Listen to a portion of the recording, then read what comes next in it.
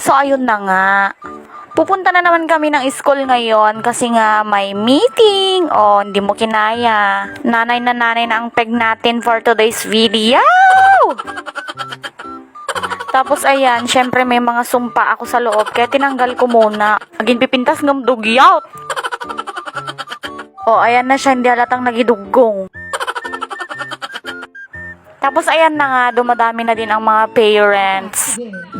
Nagulat nga ako at may pa-zumba sila ngayon. Oh my God. Hindi ko nga nabidyohan lahat. Ayan lang yung nabidyohan ko nung patapos na kami. Tapos ayan, dito na nga ito at may brigada ulit kami ngayong araw. Syempre, Beno, ag brigada ka, aglinis ka, ganun.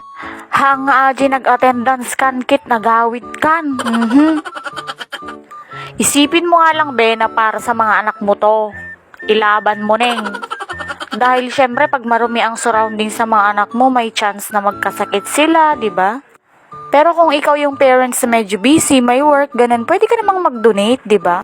Mag-donate ka ng mga mura-mura lang, aircon, ganun, o kaya naman yung mga water dispenser, mura lang yun, B. Hindi, kidding aside mga mommies, pwede kang mag-donate ng mga walis, di ba, yung mga kailangan ng school, basahan, pintura, o diba?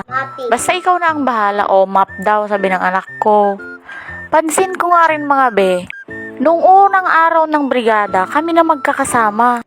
Hanggang ngayon, 3 araw na kami nagbibrigada. Kami-kami pa rin, pare-parehas na mukha. So ayun na nga, natapos na kami sa loob, kaya lumabas na rin ako para magwalis dito.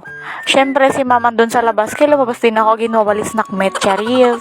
Hindi mga be, ang tunay na masipag kahit walang nagbabantay, walis lapan yung ilaban mo talaga be.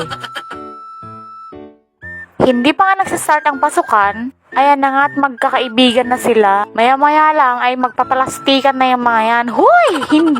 Hindi sila katulad ng friend mo, uy! Uy, joke lang ha. Siyempre pag bata, hindi pa nila alam yun, no?